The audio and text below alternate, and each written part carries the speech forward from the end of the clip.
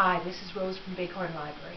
Remembrance Day is a more solemn occasion than the ones that we often celebrate here at the library, but I think it's really important for libraries to stand up and say something about Remembrance Day. We can serve our communities as a connection between the past and the present, and between other parts of the world where some of our armed forces are serving, and of the small towns that we live in.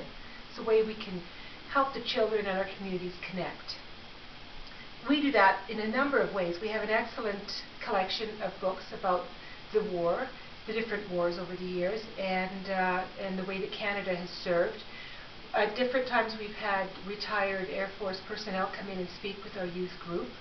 And at one occasion we had the home school group all write letters and draw pictures to send to soldiers who were serving in Afghanistan. It was very meaningful, and the things that children came up with were quite touching. What to read on Remembrance Day can be a little bit challenging too.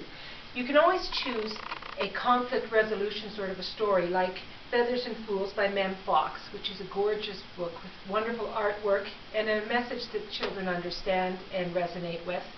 But the one I chose to go with this year was In Flanders Fields.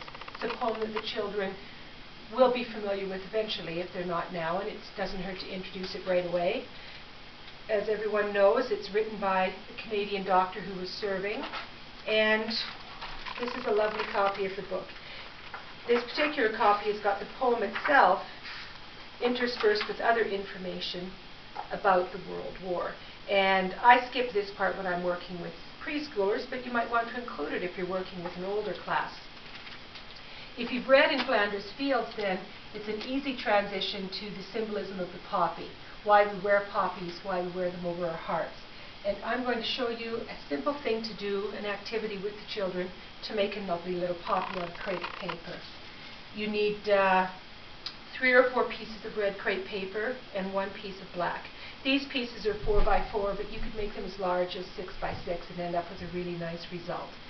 Stack them together neatly, fold them in accordion folds, pinch them together with a pipe cleaner, and then have the children fluff up the edges of the